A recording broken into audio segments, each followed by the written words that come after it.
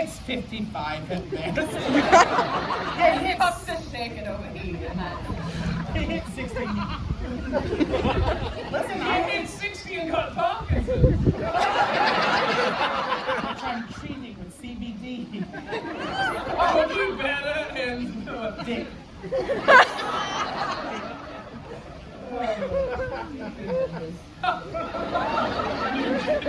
Listen, I need you to know that this morning at Who's Chest. All right, so if you've never done improv before, Don't stop. Wait, didn't the security guard here say that you know them in trouble? I had a man come up to me, and this was weeks ago, and literally go, you know, it was so nice to hear you sing at that one show today, because you've been here for years, and it was nice to finally hear what you sound like. Here's the thing, if there's one thing Kyle is gonna do, it's sing Johnny Jump Up at finale.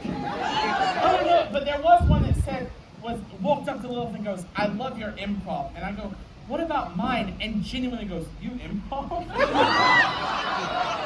And I like to think that I'm just so good at it that it feels natural. Right? And you say daddy, daddy like a scared little girl. That's scripted work. I don't do well with that. Right, my bad. No, there's some validity in that because there is one word, you have one line in Taming that you have never wanted to get right. What is it? And Oh my it God, shocks you're you. giving those lies. Oh, it's It precisely. shocks you every time it comes up. It's one single word. Precisely. 9 times out of 10, I forget where it goes. And I just stand there and I'm like, who the fuck hasn't said their line? And then I go, oh, precisely. It's to the point where Pavlovian, I tap him on the shoulder because it's time. I've reblocked my tracks where I go behind him and dash. They say it and it's time for Kyle and I'll go, and that's what happens. I'm like that little earpiece they give old actresses when they can't remember their lines. It's like those things at Christmas time that you press their hands and they go, Holly, jolly Christmas. Except I just go, precisely. No, but I was going to say this morning at Who's Chest, which is an improv show, we're talking, and Astra Cripslock, who's an improviser, Lilith says, you know, improv track has really always been sort of like, you know, wild cards, whatever. And Astra Cripslock goes, yeah, I know it's supposed to be yes and, but our improv track is more like, yeah, sure. Yes. Oh, I got it. You kind of. Oh, the deck Is of it the sharp? team. Is it sharp?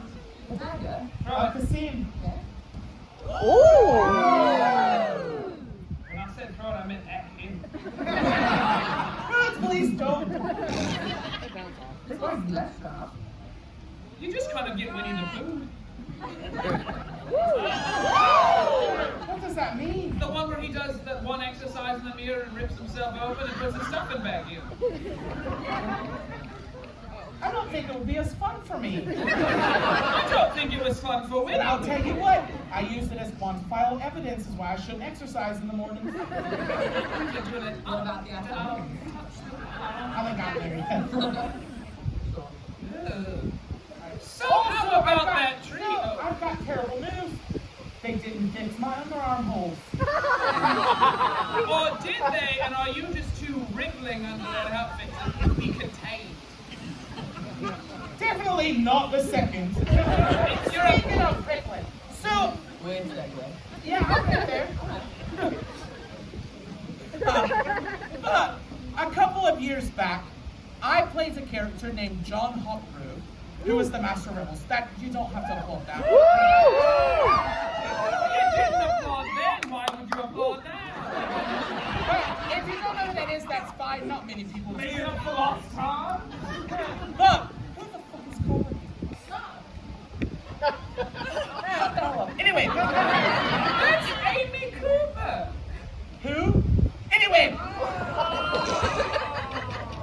Bradley's less famous sister. Anyway, but I wore a green shirt underneath my doublet, right? That's the only thing you need to know. Well, Crispin Bardlow, who is an Irish rebel, is wearing it this year. Crispin Bardlow is this tall and weighs maybe 150 pounds soaking wet. That is so generous. No, really. 75. Anyway, I mean, he's not very large. I, on the other hand, am a bit above average.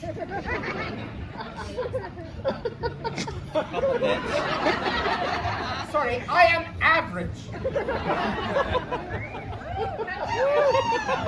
Anyway, so I looked at him and I go, either they have altered the shirt to fit this small man, or there are 6 yards of fabric tucked into his pants. And someone backstage looks at me and goes, oh, he's deceptively buff. And I go, if he was buff enough to fill out my shirt, we would know it. Because I'm telling you what, he'd have to have Arnold Schwarzenegger-sized muscles to fill out what I was putting out. Maybe for him it's like a Shallow Hal type thing. Like he's the Gwyneth Paltrow in this instance. So we only see him in one way, and he's really another. Versus you, but we just see him in the other.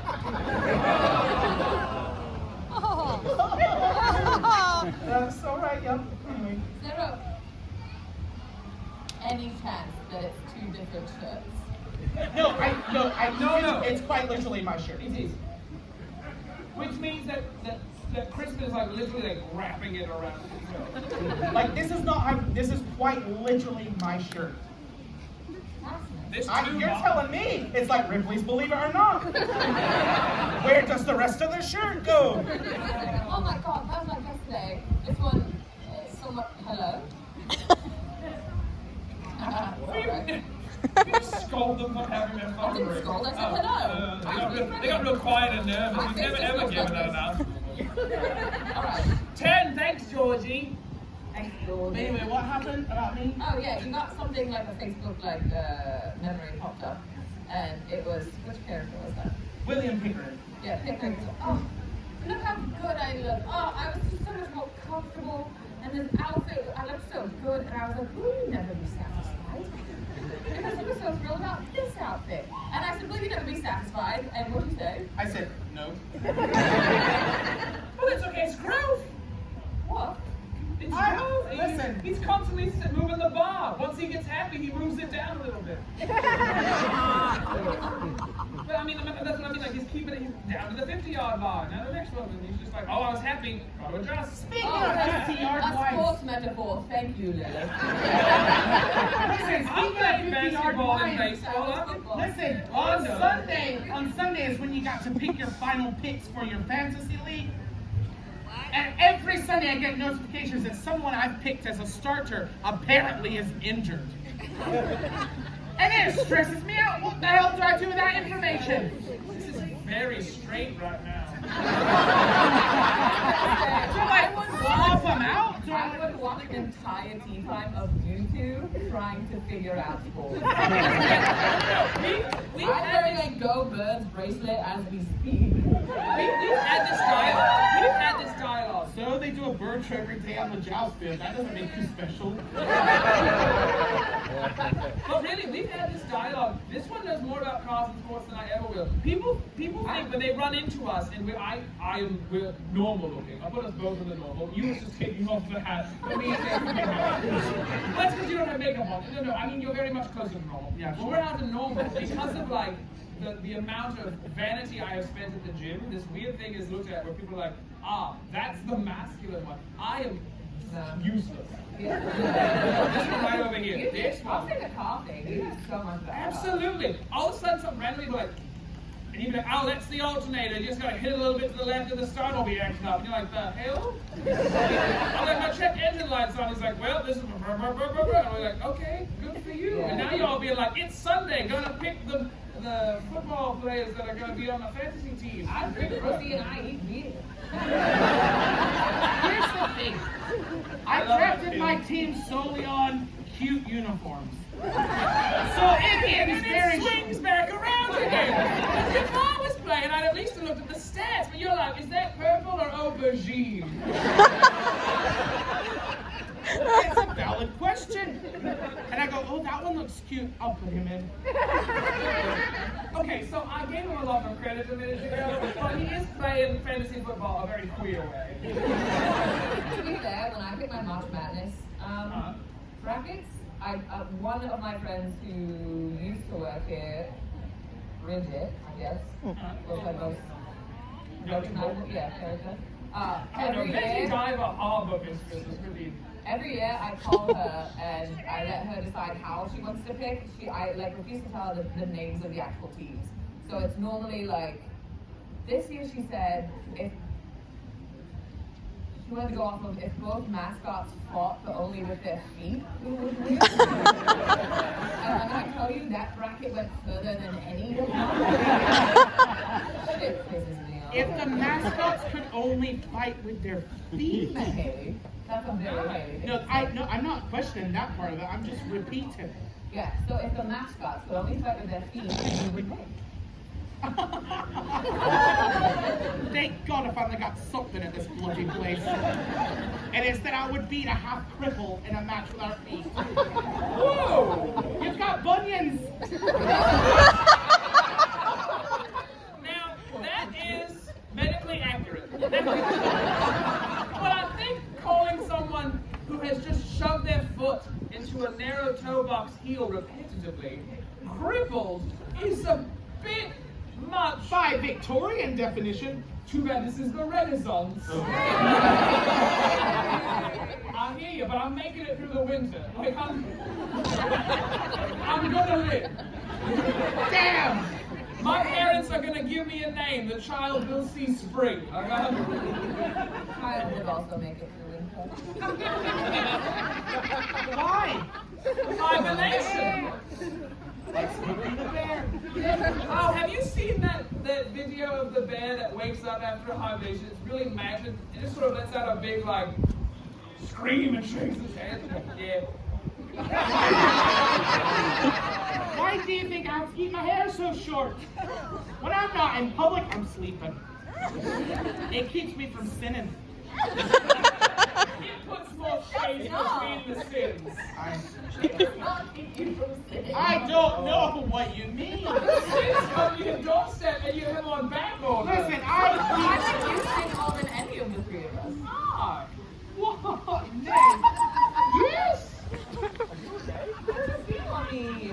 What happened? What does it mean? It's fine. Yes, sits here, threatens to kill the queen, scared by a bee. Not a joke, just observant. They're all on and I flicked them across the board now we're watching its death rattle. I mean, it's movie. It's not bad. It's dying. I'm sorry. I'm making it.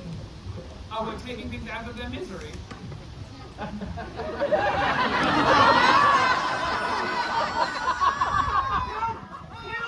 Not a joke, people, not a joke. Not quite a joke.